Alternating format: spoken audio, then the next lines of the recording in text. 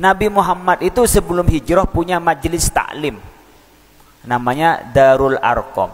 Itu majelis taklim, orang datang pergi lagi, datang belajar pergi lagi. Itu kayak majelis taklim lah. Tapi pondok pesantren itu Nabi lakukan di mana? Di Madinah. Apa? Ahlus Suffah. Coba dibaca Ahlus Suffah itu. Ahlus Suffah ini adalah orang yang datang ingin dekat Nabi. Ada yang memang karena dia tidak mampu lalu tinggal di tempat itu, ada yang mampu tapi tinggal di situ. Abu Hurairah itu orang mampu. Ya, termasuk Salman Al-Farisi tinggal di situ.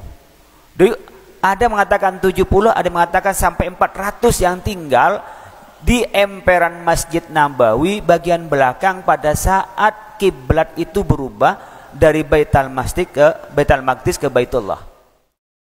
Bismillahirrahmanirrahim.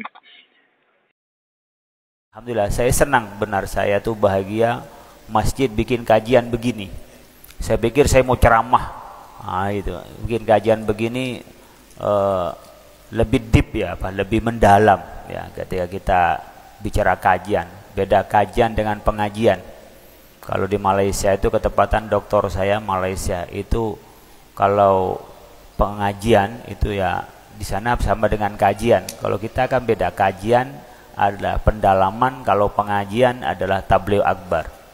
Bapak Ibu sekalian, kita bicara masih dengan santri. Jadi republik ini dibentuk oleh santri.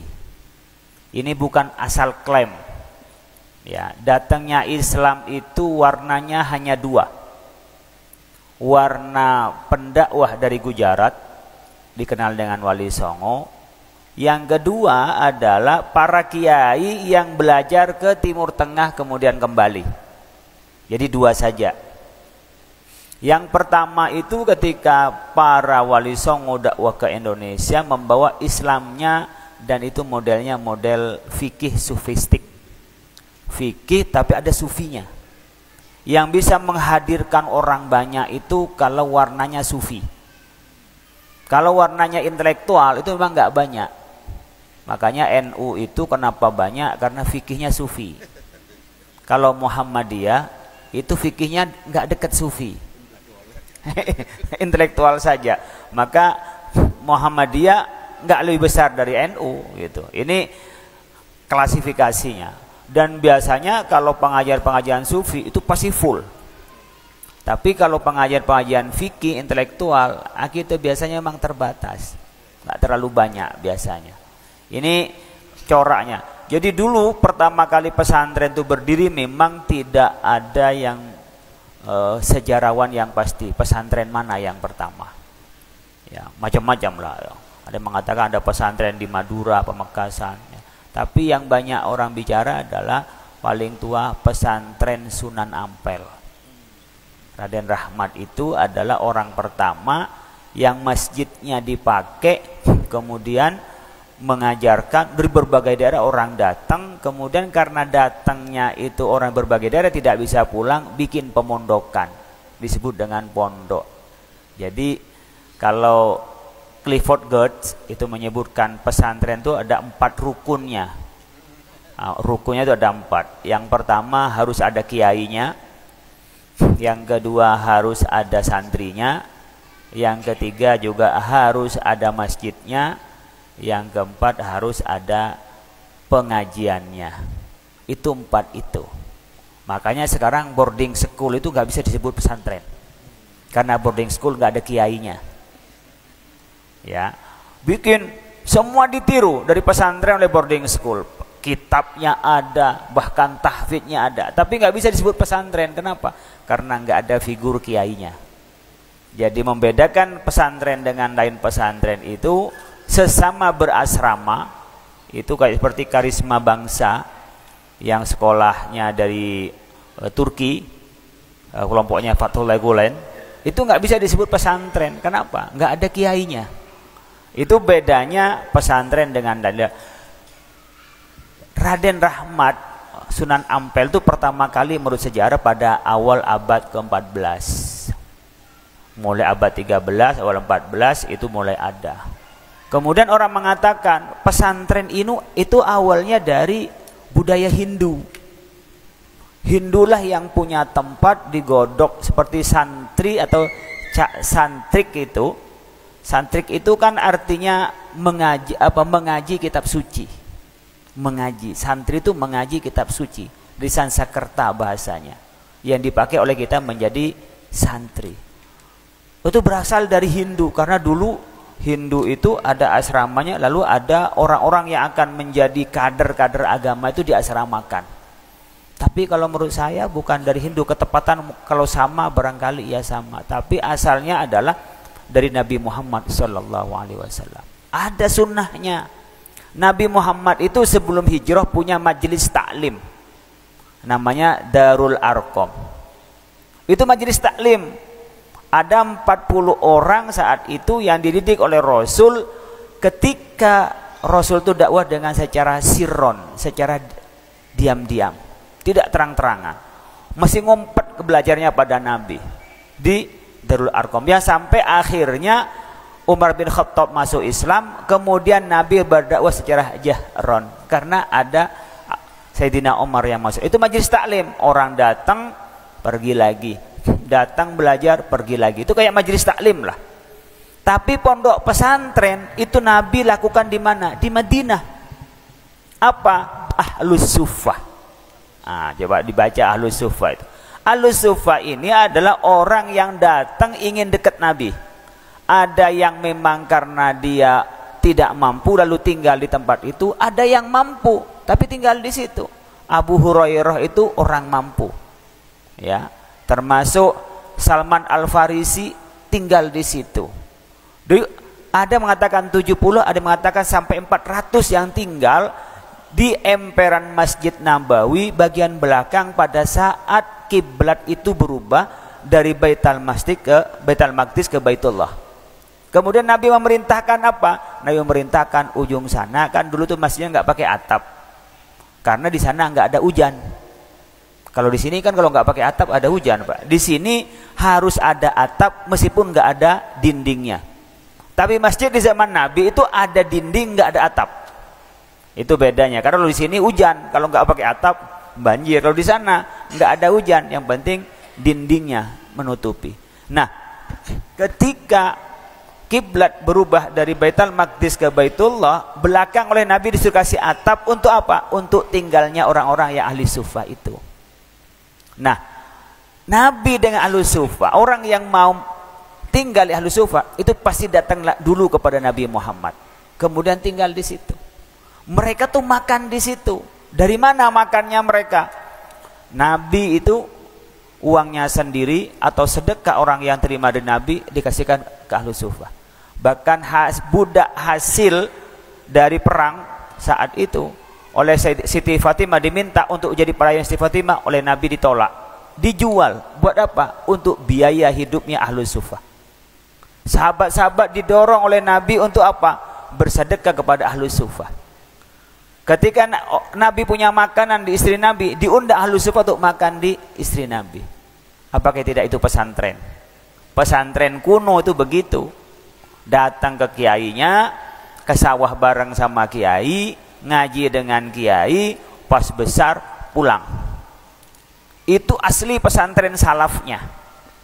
Jadi kalau dihitung-hitung pesantren salaf di Ahlus Suffah itu, dengan tadi ada masjid, ada Nabi di sini kan kiai itu warasatul anbiya yang nerusin Nabi, kemudian mengajarkan kepada murid-muridnya.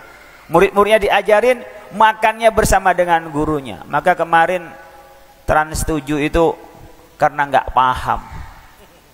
Masa ke Anwar Mansur memperkaya diri. Kalau datang ke Lirboyo itu muridnya 44.000. Santrinya 44.000. Kalau mau kaya, bukan salam dari santri, jual kerupuk aja sama santri udah kaya. Tanya yang ahli bisnis.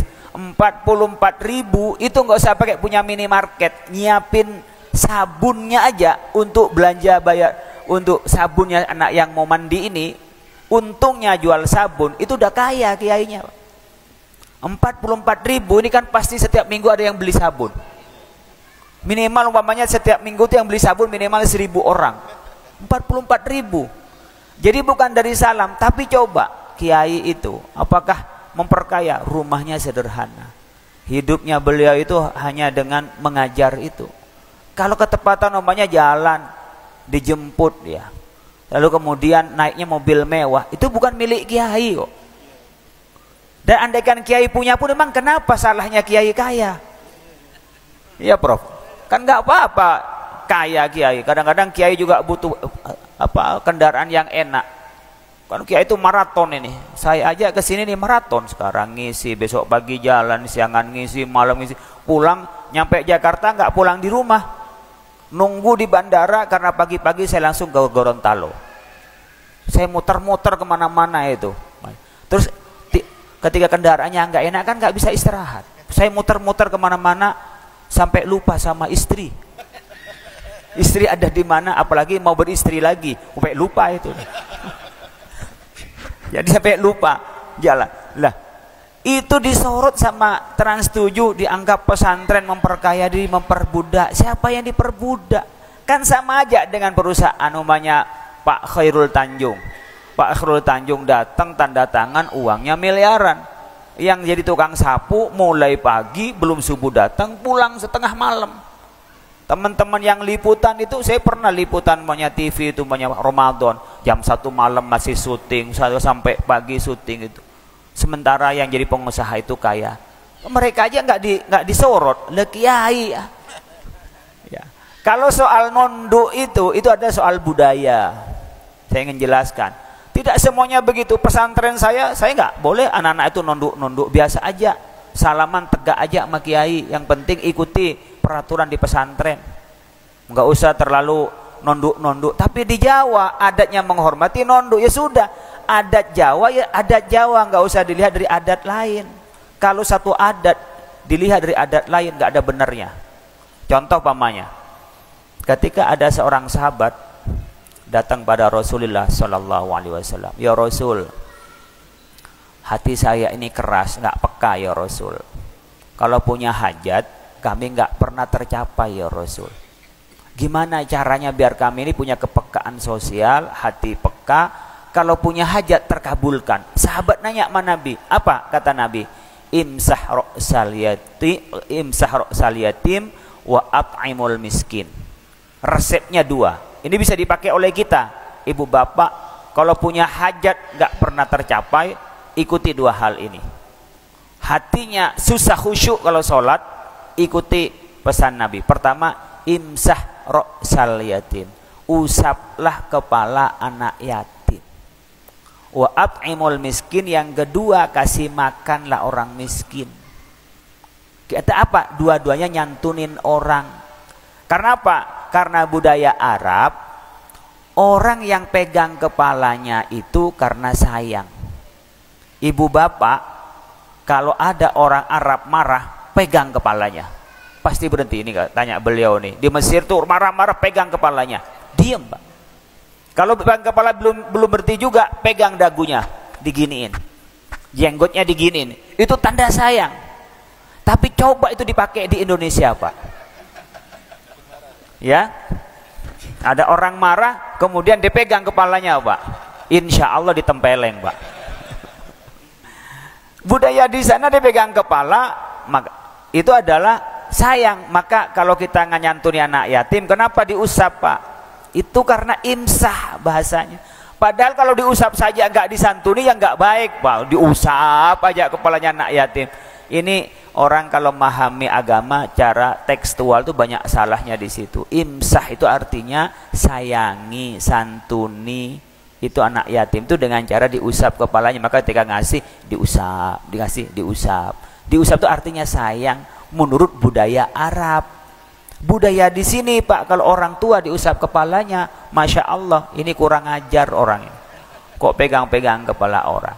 Nah ini berkenaan dengan budaya, diukur dari budaya lain. Salaman aja itu kalau cium tangan nggak boleh di Arab Pak, karena dianggap apa?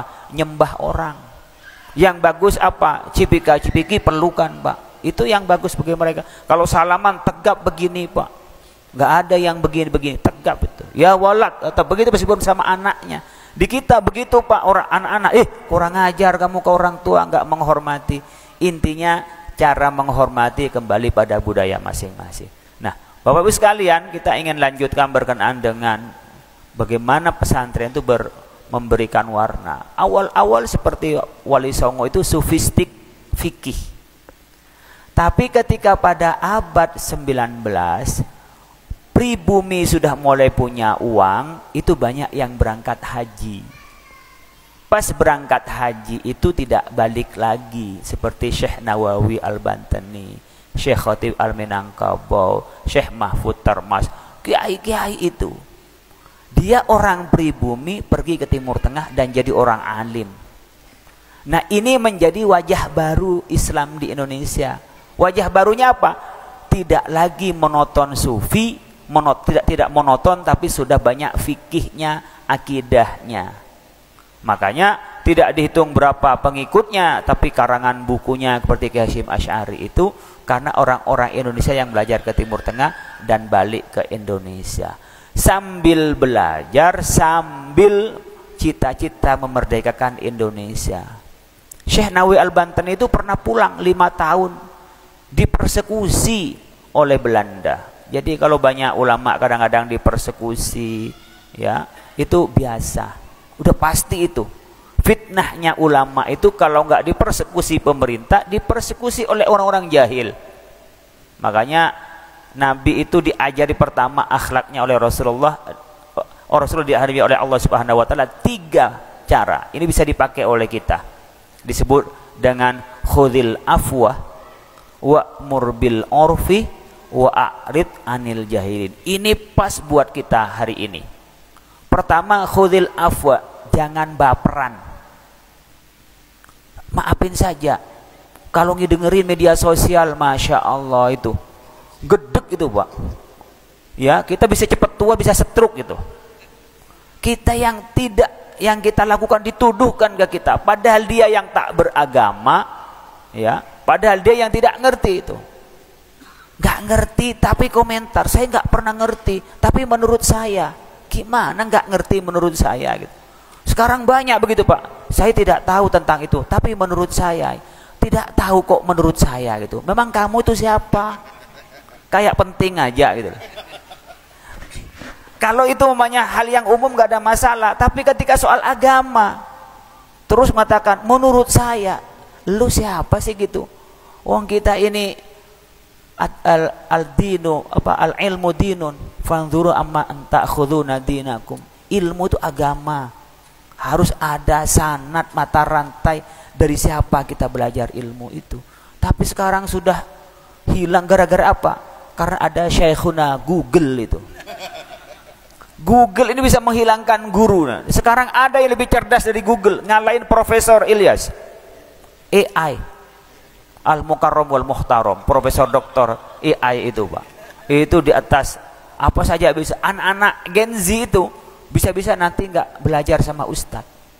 Kemarin saya haji bareng dengan anaknya orang yang sangat terkenal, dia punya aplikasi soal cyber. Saya nggak sebut namanya. Dia punya aplikasi yang dipakai oleh Bareskrim. Anaknya diajak haji. Hanya karena apa? Anaknya ini dulu dia lahir di Belanda ketika dia kuliah. Terus biasa hidup bebas di sana, balik ke Indonesia itu kan kalau ketika berbeda kadang-kadang Indonesia dikucilkan sama teman-teman. Akhirnya nggak mau belajar sama Ustadz. Belajar sama apa? Ke AI Pak. Selama perjalanan haji sampai haji itu sampai balik lagi perjalanannya pakai AI itu Pak. Nah sekarang menurut saya dengan model mendatangkan Ustadz begini, ini perlu yang muda-muda yang gini diajak apa? Biar tahu kalau belajar ilmu agama itu ya harus ada gurunya. Kalau enggak, pasti nanti dhalun modilun, sesat dan menyesatkan.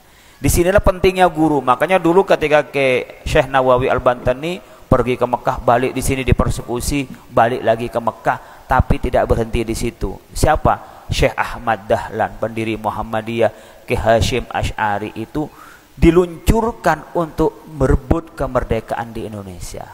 Jadi kemerdekaan ini tidak lepas dari santri. Makanya ada hari santri itu karena perannya ulama-ulama Jawa dan Madura berkumpul pada tanggal 21 sampai 22 Oktober bermusyawarah gimana cara melawan penjajah yang masih mau masuk ini, Belanda masih mau masuk ini, gimana hukumnya, gimana. Dibikinlah namanya fatwa jihad bagi orang yang menjajah Indonesia, Belanda dan Jepang. Ya, Al-Malibari itu dulu yang ketika menjadi pegangannya adalah kitab Fathul Mu'in, itu ada Al-Malibari yang dari India, itu diambillah sebagai rujukan tentang wajibnya kita ini untuk melawan penjajah, disebut dengan resolusi jihad. Kenapa kok kita ini wajib, Pak, untuk membela tanah air? Karena kata Ki As'ad Syamsul Arifin, air untuk kita pakai wudhu, tanahnya tempat kita sujud, berarti kita membela sholat yang kita menjadi rukun Islam itu. Menjadilah kita ini orang-orang yang pahlawan Indonesia, memerdekakan, mengisi kemerdekaan, dan corak Islamnya corak Islam Ahlus Sunnah wal Jamaah. Ini harus dipertahankan tadi, Pak. Kita harus menjaga bumi Melayu dari Ahlus Sunnah wal Jamaah. Sangat setuju, 100%. Harus dengan ustadz-ustadz yang ada itu didatangkan biar anak-anak itu apa, mengerti cara belajar Islam yang benar. Kalau tidak, hilang, Pak. Datang mereka sekarang, coba kalau membuka web itu, kita nih paling 10% daripada mereka yang tidak Ahlus Sunnah wal Jamaah itu. Banyak yang tidak Ahlus Sunnah wal Jamaah, atau Ahlus Sunnah wal Jamaah tapi yang meleper itu, Pak, yang maknanya salah-salah itu mereka tuh nyerangnya di web, Pak. Makanya nanti anak muda itu selain yang sini hadir in, dan juga sudah bisa hadir out, jadi hadirin hadirat. Jadi yang hadir di sini dan hadir di luar untuk ngaji. Makanya kita ini berperan untuk warna Islam di Indonesia. Sampai Pancasila itu diwarnai oleh kita, ketuhanan yang Maha Esa. Kemudian persatuan Indonesia itu mengambil dari Piagam Madinah, innahum ummatun wahidatun min dunin nas. Itu pasal pertama di dalam Piagam Madinah. Konstitusi Madinah yang dipimpin langsung oleh Rasulullah itu innahum ummatun wahidatun min dunin nas. Jadi Bapak sekalian, pesantren ini berjasa, dan pesantren itu akarnya dari Rasulullah. Kenapa kok baca kitab kuning, Pak? Kita ini jelas siapa yang ngarang kitab itu, kemudian muallifnya itu dari siapa, itu jelas. Makanya tadi setuju kajian-kajian sini, Pak, berbasis kitab. Bagus, Pak. Nanti tinggal ditambahin dari kitab itu apa ulasannya. Jangan ulasan tanpa pegangan. Yang dengar itu jadi besi pusing. Ini yang benar yang mana, rujukan di mana. Jadi orang jadi rujukan. Memang bagusnya baca kitab. Saya pun di pesantren baca kitab. Tinggal ulasannya aja ditambah dengan ilmu-ilmu modern, ditambahkan dengan ilmu modern. Ini adalah cara yang dilakukan oleh para ulama kita. Kenapa pakai kitab kuning? Jenjangnya jelas. Kalau fikih ada Safinah, Kasyifatus Saja, Fathul Qorib, Fathul Mu'in, I'anah, Muhadzab, Majmu', terus tingkatannya kejelas ini kemampuannya di mana. Kalau ini tidak pakai dengan cara-cara ulama yang dipegang, anak-anak nggak ada punya pegangan. Siapa yang mau dipegang lagi? Sudah sakarepnya. Sama aja isinya dengan mana, dengan yang di AI. Kadang-kadang lebih cerdas AI. Anak-anak menjadi nggak jelas datangnya ilmu ini. Jadi pakai itu lebih akurat, pakai kitab adalah lebih akurat. Jenjangnya pun lebih pasti, gurunya pun pasti. Saat yang bersamaan anak-anak kita diajari pada sumber aslinya dengan berbahasa Arab. Dengan berbahasa Arab memudahkan dia memahami Al-Quran. Itu paling penting gitu. Sehingga mereka tuh praktek sekaligus praktek nahunya, praktek sorobnya, bahkan iklalnya tuh praktek semua di dalam pembacaan kitab. Ini keunggulan dari pendidikan pesantren. Oleh karena itu pesantren yang sekarang ada ini, Bapak sekalian, tidak lepas dari bagaimana sejarah para ulama, dan ulama adalah dari Rasulullah sallallahu alaihi wasallam. Seperti Abu Hurairah. Sekarang orang yang alim itu hampir rata-rata alumni pesantren.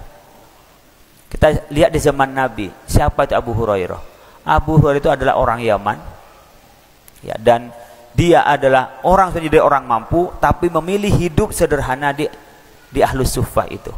Ngaji pada Nabi 3 tahun sampai 4 tahun kalau nggak salah. kemudian meriwayatkan hadis itu lebih dari 5.000 hadis. Ada yang mengatakan 5.700, ada yang mengatakan 5.400. Yang 800 hadisnya di Abu Hurairah itu yang dikutip oleh Sahih Bukhari. Coba ibu bapak sekalian, sudah berapa hadis hafal? Dia tuh dulu nggak dicatat. 5.000 tuh hafal. Dan itu mondok, bahasa kita itu mondok di situ. Sampai ketika jadi gubernur, ya, jadi gubernur di, kalau sekarang Emirat ya, kalau sekarang itu. Jadi gubernur tidak melupakan sebagai ahli hadis Abu Hurairah. Orang-orang yang alim di Indonesia, Syekh Mahfud Termas, Syekh Khotib Minangkabau, Syekh Hasyim Asy'ari, Syekh Ahmad Dahlan, itu semuanya adalah alumni pesantren. Dulu nyantrennya ke Mekah itu. Itu di sebelahnya Masjidil Haram, Kemis Falah, itu masih ada itu tempat nyantrinya.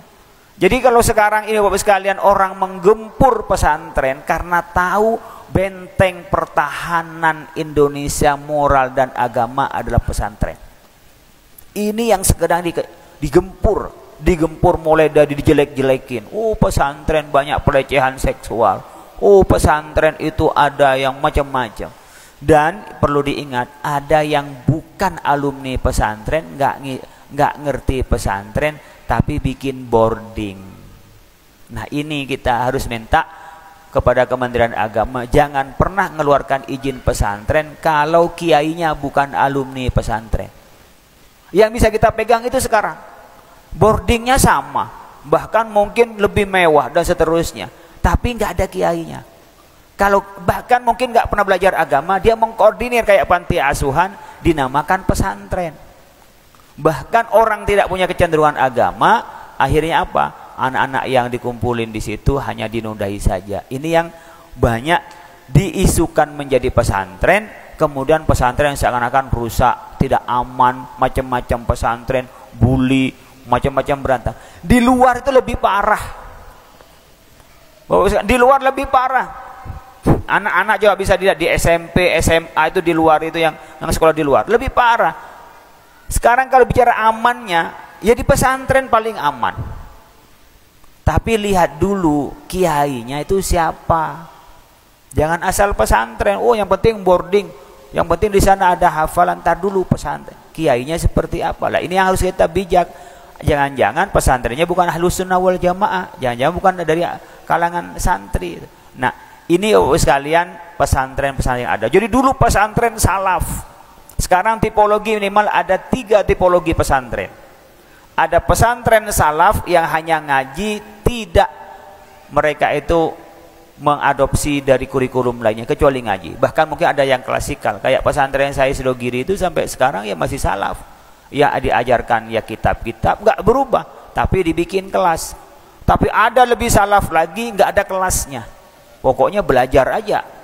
Yang lebih tua belajar di sini, yang lebih muda belajar di sini. Itu nggak ada kelasnya. Itu salaf.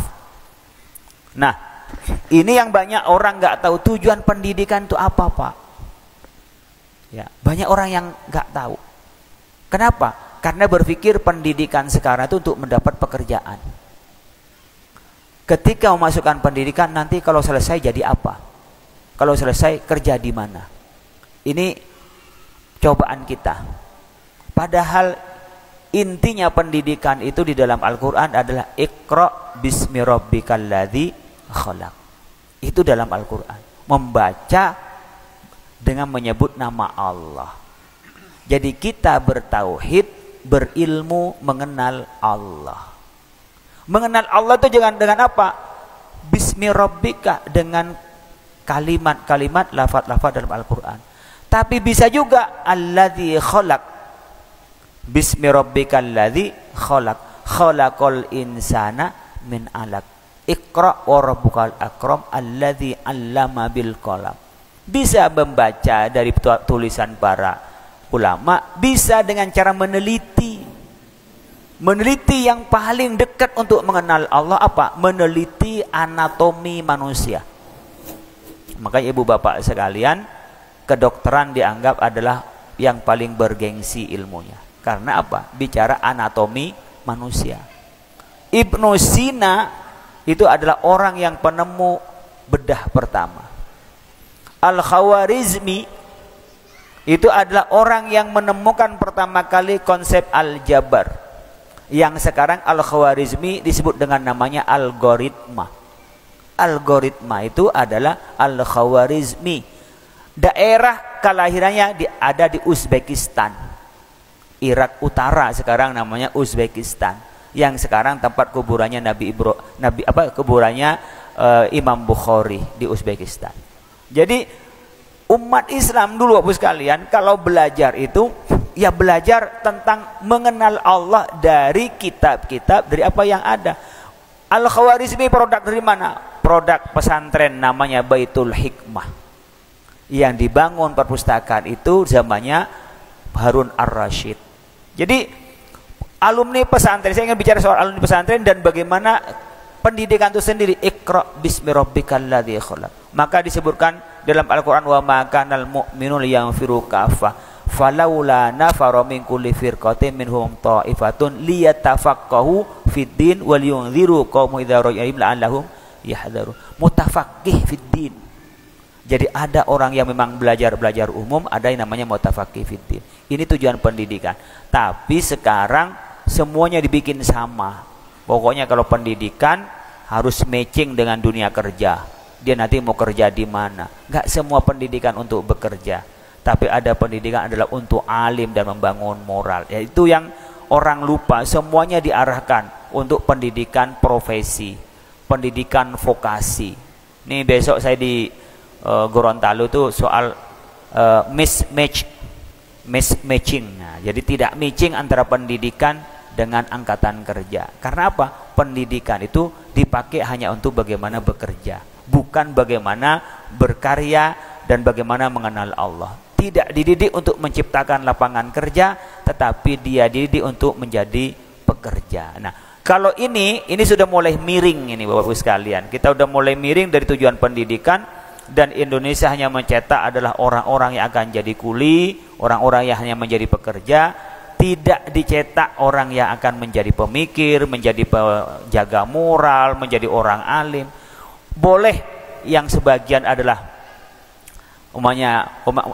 ada yang pergi perang seperti makan yang fil kafatu, jangan semua pergi ke perang kata Nabi, tapi harus ada dari mereka apa? Mutafaqqih fiddin. Dia tafaqahu fiddin, harus ada orang yang mendalam agama. Kita ini punya anak juga begitu. Bapak-Ibu sekalian, jangan semuanya jurusan umum. Mungkin juga tidak semuanya ada jurusan agama. Ada yang jurusan umum, jurusan agama. Jadi harus ada di antara mereka yang praktisi, yang jadi polisi, jadi TNI, ya.